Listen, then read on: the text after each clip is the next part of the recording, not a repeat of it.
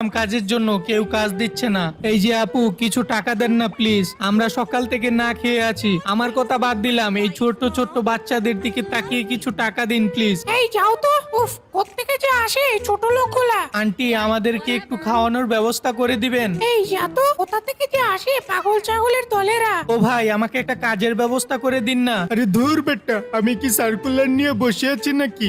যত সব ফাউল লোক কোথাকার আসে আমার সামনে। ও স্যার, ও স্যার, আমাকে এই রেস্টুরেন্টে একটা চাকরির ব্যবস্থা করে দিন না। আমার ছোট্ট ছোট্ট ভাইগুলো সকাল থেকে না খেয়ে আছে। তো আমি কি করব?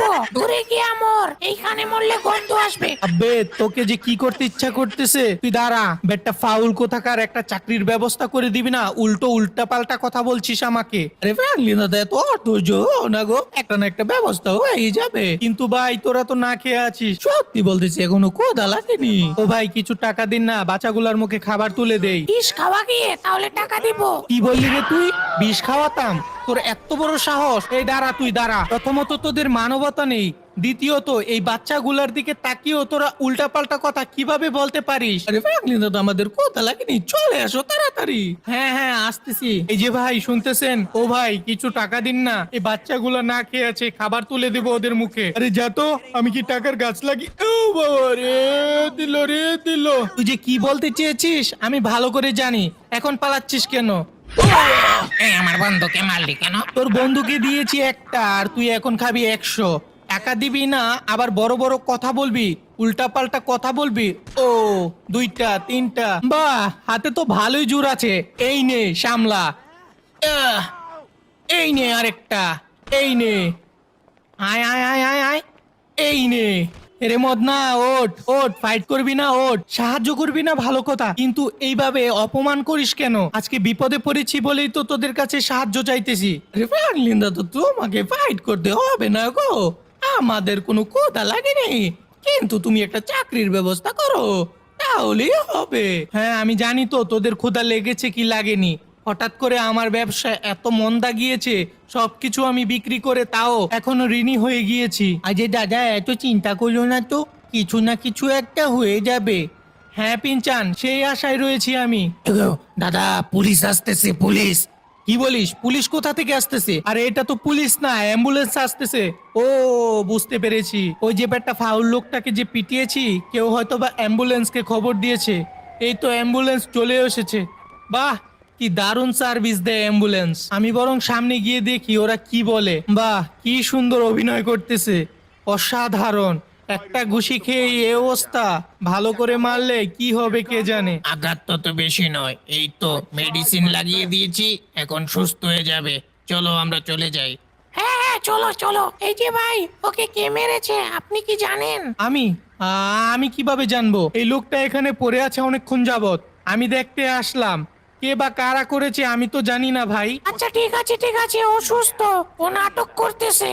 ওরে বেটা নাটক, বা তুই এখানে মরার মতো পড়ে পড়ে নাটক করতেছিস? আমিও তো ভাবতেছি, কেউ এক গুশি খাওয়ার পর এইরকম অবস্থা হয়ে যায় নাকি। না না, এখানে আর দেরি করব না, বেটা একটু পর উঠে আমার উপর রিভেঞ্জ নিতে পারে। এই সিনচান পিনচান চপ, ও তো বেটা নাটক করতেছে। ওই অ্যাম্বুলেন্সের লোকগুলা বলে গিয়েছে তা ঘুষিকে এমন কপকাত্ত হয় না। আরে ও ফ্রাঙ্কিন দাদা, চলো আমরা চলে যাই, যে কোনো মুহূর্তে ওই লোকটাকে অ্যাটাক করতে পারে। কোথায় আর যাবো রে, কেউ তো একটা কাজও দিচ্ছে না, না কেউ দিচ্ছে ভিক্ষা। বুঝেছি, এইভাবে ভালো করে বললে হবে না, আমাকে ফাইট করে টাকা নিয়ে আসতে হবে। আরে ফ্রাঙ্কলিন দাদা, তুমি ফাইটিং পরে করো গো। ওই যে একটা গাড়ি দেখা যাচ্ছে, জানি না কার গাড়ি, ওইটাকে নিয়ে আসো। ওইটাকে বিক্রি করে আমরা কিছু পাবো। কোথায় রে গাড়ি? আমি তো কোনো গাড়ি দেখতে পাচ্ছি না। হাসি যা উ, যে দূরে দেখো, ভালো করে তাকিয়ে একটা গাড়ি দেখা যাচ্ছে, গোল্ডেন কালার। আরে তাই তো, কোনো লোকও তো দেখতে পাচ্ছি না।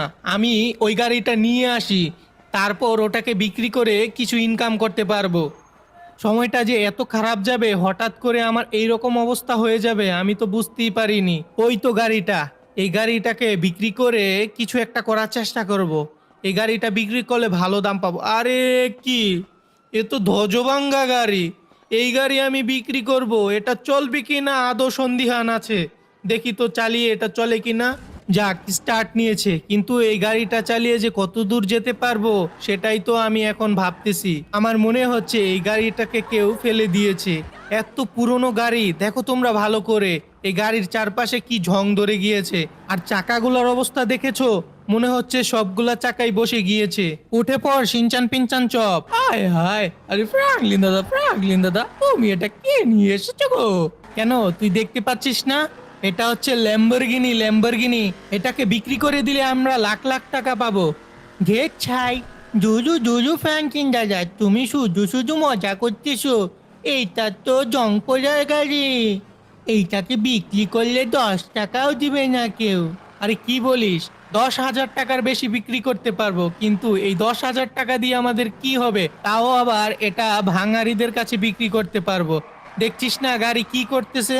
ঠিক মতো ব্রেকও কাজ করতেছে না, আবার চাকাগুলা কাঁপতেছে, মনে হচ্ছে এখনই খুলে পড়ে যাবে। আরে ফ্রাঙ্কলিন দাদা, গাড়িটাকে তো একটু ঠিক করা যাবে গো, একটু আপডেট করে নিলে হয় না? আশেপাশে কোনো মেকানিক্যাল দোকান থাকলে ওইখান থেকে ঠিক করে নেই, কেমন হবে? হ্যাঁ অবশ্যই, ঠিক করা যাবে না কেন, কিন্তু এই গাড়িটাকে ঠিক করতে অনেক টাকা লাগবে। ওই মেকানিক্যাল কি মানবে? ফ্রিতে ঠিক করবে? আরে দাদা, ফ্রিতে ঠিক করবে কি না করবে সেটা পরে দেখা যাবে। আমরা সবাই গিয়ে অনুরোধ করব, কিন্তু আগে যেখানে ঠিক করলে সেই গ্যারেজটা তো খুঁজো। হ্যাঁ, এই গ্যারেজটাই খুঁজতেছি, কিন্তু এই গ্যারেজটাকে আমি কোথায় পাবো? আমি তো আশেপাশে কোনো গ্যারেজই দেখতে পাচ্ছি না। আরে ভাগ্নি দাদা, সামনে না একটা গ্যারেজ আছে গো। আর গাড়ি আবার এইরকম শুরু করে দিয়েছে, ভালো লাগে না। এমন তো করবে, গাড়ি কেমন জানিস না তুই? আরে এখানে আবার কি? এখানে এত মানুষের ভিড় জমে আছে, ওটা আবার কে বসে আছে? যাই গিয়ে দেখি তো এটা কে। তোরা গাড়িতেই থাক, আমি বরং নেমে গিয়ে দেখে আসি এখানে কি হচ্ছে। আরে বাহ, ফটোশুটও হচ্ছে।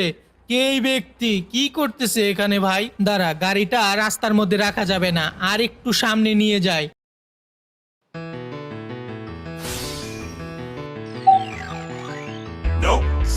সিনেমার শুরুতেই আমরা দেখতে পাই এবার বোটে করে ছুটি কাটাচ্ছে। বাবা আমার সঙ্গে সুখে আছে নাকি পড়তে চলেছে অনেক বড় বিপদে? আর কার হাত ছিল সিনচানের বাবা আমাকে কিডন্যাপ করার পিছনে? এসবের সঙ্গে কি?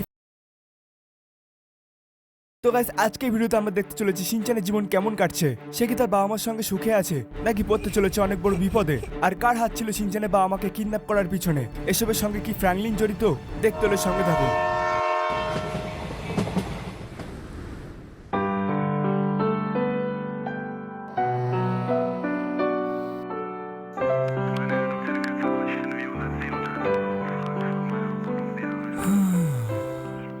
এই বাড়ি থেকে সিনচান চলে যাওয়ার পরে বাড়িটা অনেকটা খালি খালি হয়ে গেছে। সিনচান ভাই, আমি তোকে খুব মিস করছি, তোর কথা শুনতে খুব ইচ্ছে করছে, কিন্তু কিন্তু এখন আর উপায় নেই। তুই যে এখানে আর থাকিস না, যদি তুই সবসময় আমাদের সঙ্গেই থাকতিস কত ভালো হতো। আরে কি, ফ্রেন্ডা এখনো টিভি দেখছে আর এদিকে আমার পেটে খিদেতে ইঁদুর ডাকছে। ফ্রেন্ডা, কিছু খেতে দাও না, খুব খিদে পেয়েছে। সব দেখ, ফ্রিজে হয়তো কিছু আছে, সেগুলো বের করে খেয়ে নে। কেন, তুমি খাবে না নাকি? আর আজকে আর ভাল লাগছে না, কালকে সকালে কিছু খেয়ে নেবো ওখানে। আচ্ছা ঠিক আছে।